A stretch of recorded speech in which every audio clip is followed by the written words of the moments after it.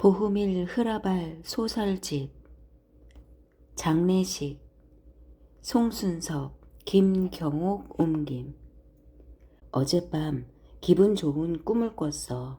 숲에서 탈곡기 앞에 무릎을 꿇고 있는데 하늘에서 성 요셉이 내려와 내 위에서 커다란 십자가를 그리더라고. 아침에 바로 알았지. 아이스하키 19번과 자전거 경주 3번에 걸어야 한다는 걸. 왜냐면 성 요셉 축제일이 3월 19일이니까. 야르다가 외투 단추를 채우며 말했다.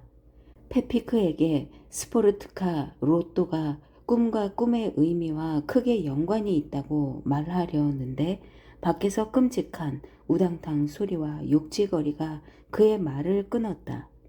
두 사람 다 까맣게 타르칠이 돼 있는 소변통 홈으로 넘어졌고 몸을 일으키면서 야르다는 자기 쪽으로 날아온 우유통 조각에 8이란 숫자가 적힌 것을 보았다. 호, 산악 구조라 8번. 야르다는 기뻐했다. 근데 내 외투 좀 봐라. 페피크는 외투의 소매를 살펴보았다. 그게 하늘의 암시야. 야르다는 환성을 지르다 조각을 들어 보이면서 말했다. 다른 숫자들은 아무런 의미가 없는 거지. 운명의 숫자야. 봐, 아침에는 아이스하키 19번과 자전거 경주 3번, 그리고 이제 산악구조 8번. 내 옷을 세탁소에 맡겨야겠어. 페피크는 무덤덤하게 대꾸했다. 공중 변소에서 나가니 일어난 상황이 보였다. 트럭 한 대가 팔르 몹카 거리 바로 앞에서 사방으로 시각을 알리는 커다란 유리 시계와 충돌했다. 충돌로 시계 숫자 판 전체가 도로에 뿌려졌고 철제 구조물이 공중 변소 위로 날아간 것이었다. 두 친구는 숫자에만 골몰하면서 걸었다. 운이 좋았다는 걸 알겠소? 경찰관 한 명이 메모 수첩에서 고무줄을 떼어내며 말했다. 다친 데는 없소? 없어요. 사고를 목격했소? 아니요. 저기서 듣기만 했어요. 야르다가 공중 변소를 가리켰다. 좋소. 가도 좋아요. 경찰관은 트럭 운전사에게 걸어갔다. 운전사는 떨리는 손가락으로 서류를 정리하고 있었다.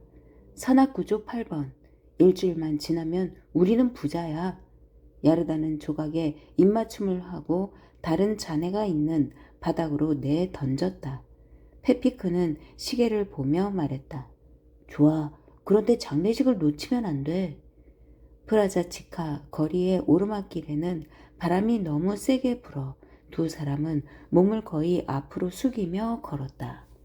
야르다는 바람에 몸을 맡기며 말했다. 이 스포르투가 로토는 한 손으로 마술을 하는 거나 다름없어. 해독해봤자 아무 도움이 안 돼. 나는 당첨된 숫자를 전부 적어봤어. 요트 경기 9번과 카누 경기 12번은 한 번도 나온 적이 없는 걸 알지? 그리고 행운의 유대인 숫자 18번은 한 번만 나왔고 재수없는 13은 벌써 9번이나 나온 것도. 오늘 장례를 치르는 너희 아돌프 삼촌은 말하곤 했지. 두더지들은 홀수 시각에 땅을 판다. 홀수들은 행운이 될 거다. 우리는 베팅했지. 그리고 젠장 온통 짝수만 나오더라고. 야르다는 멈춰 서서 숨을 들이마셨다. 다시 말하자면 이런 거라고. 사람은 숫자들과 개인적인 관계를 가져야 해. 그 숫자들과 운명적으로 친구가 되고 거의 사랑스러운 관계를 맺어야 하는 거야. 그러면 될 거야. 예를 들어 저기 저 스파르타크 체코 승용차 슈코다 440의 속칭 같은 건 내게 그냥 아무 상관없는 물건이지만 만약 내 행운을 위해 나를 조금 들이받는다면 저 차의 번호판은 무언가 의미가 있는 거지. 그렇지 않겠어? 야르다 조심해. 페피크가 소리를 지르며 뒤로 물러났다.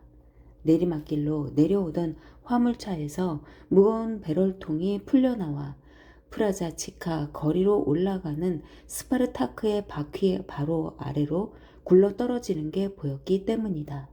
그들로부터 2, 3미터 떨어진 곳에서 곧바로 노란색 먼지 기둥이 하늘로 솟아올랐고 이어서 타이어에서 덜컥 거리고 바람이 새는 소리가 들렸다.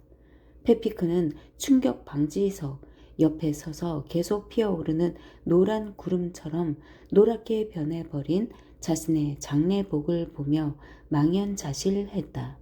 이어 야르다가 구름 속에서 비틀거리며 걸어 나왔다.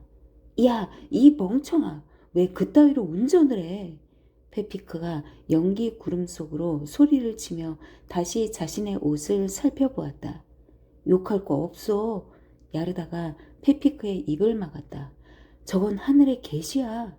그는 바람에 휩쓸리는 노란 먼지 기둥을 가리켰다.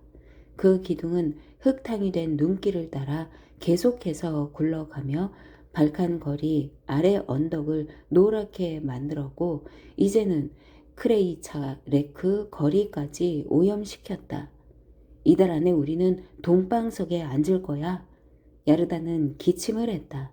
그는 먼지 기둥에서 나온 스파르타크를 쫓아가서 0.5미터 높이의 노란색 가루 더미에 무릎을 꿇고 번호판을 닦았지만 바람이 곧 다시 번호판을 노랗게 만들었다. 야르다는 숫자 하나하나에 집중하면서 빠르게 닦았다. 다이빙 34번. 야르다는 계속 바라보았다. 자전거 고개 17번. 그는 다시 빠르게 닦았다. 그리고 리듬 체조 43번. 세 번째로 외쳤다. 바람은 번호판을 먼지로 가리고 차체 아래로 노란 아닐린 가루를 뿌렸다. 스파르타크 운전자는 여전히 핸들을 잡고 눈을 감은 채 모든 게 그저 꿈일 거라고 생각했다. 눈을 뜨면 보이는 것, 들리는 것, 느끼는 것이 다를 거라고 생각했다. 이제 눈을 떠서 보니 타트라 111 체코의 트럭 차종이 언덕에서 미끄러져 스파르타크의 차창에 얹혀 있었다. 리듬 체조 43번이야. 야르다는 환성을 질렀다. 멋진 체조라니. 스파르타크의 주인은 용기를 내어 차 밖으로 나왔다. 맙소사, 처음 몰고 나온 건데. 차 주인은 자신의 무릎 아래가 노란 가루 속에 덮여 있는 걸 보고 두 손을 마주쳤다. 미안한데 내려다 보기가 겁나요. 바퀴 밑에 있는 게 뭐죠? 걱정스럽게 물어보는 차 주인은 얼굴 주름이 귀에까지 닿아 있었다. 아닐린이든 2미터짜리 통이에요. 페피크가 말했다. 왜 내가 차를 몰고 나왔지? 차 주인은 노래진 손바닥으로 이마를 두드렸다. 아내가 난리를 칠 텐데 보기가 겁나네. 많이 망가졌나요? 내 옷에는 뭐라고 해야겠어요? 우리는 장례식장에 가야 하는데 삼촌이 돌아가셨어요. 페피크는 한숨을 쉬면서도 자동차 앞쪽을 살펴보았다.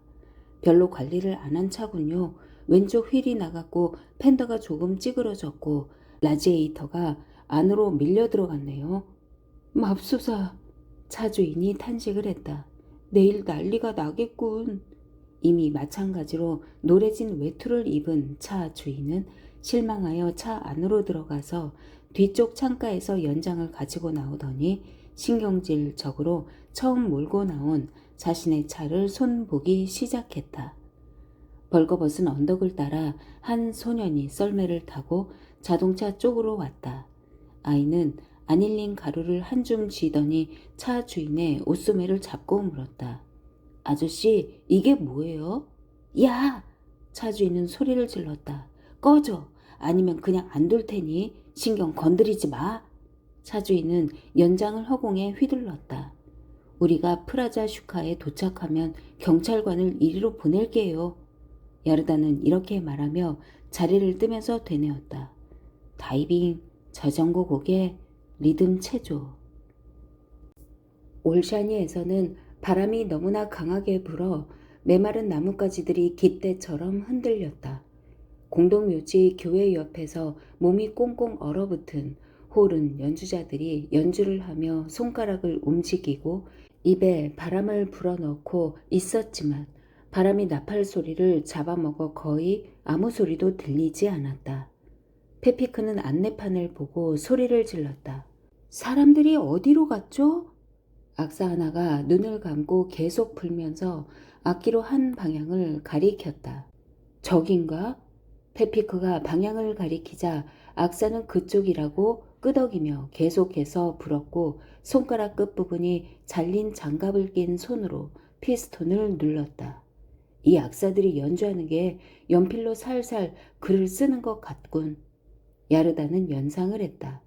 하지만 어쩌면 바람 따라 어딘가에 주시코프 같은 곳에서 이 강풍이 장례 음악의 톤을 벽에 부딪히게 할지도 모르지.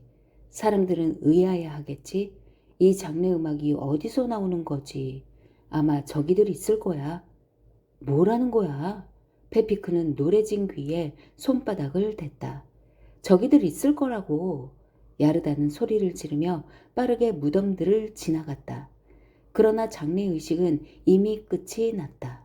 신부는 사각모를 들어 올리며 관에 성수를 뿌렸다. 바람이 너무 세게 불어 장례 조객들은 두 손으로 모자를 움켜쥐었고 성수의 물방울들은 다른 무덤으로 흩어졌다. 얼굴이 보라색이 된 복사 아이는 십자가를 들고 있느라 낑낑대며 서 있었고 바람에 날리는 깃발은 아이의 뺨을 이리저리 두드리고 있었다. 여기가 몇 동이래? 야르다가 물었다. 로마 숫자 9동. 몇 번? 야르다가 소리쳤다. 그러자 바람 소리를 누르려고 페피크가 있는 힘을 다해 고함을 질렀다. 로마 숫자 9라니까. 그런데 그 순간 강풍이 멈춰 장례에 참석한 모두가 이 늦게 도착한 누런 조객을 돌아다 보았고 이 조객은 요트 9번을 외치며 환성을 질렀다.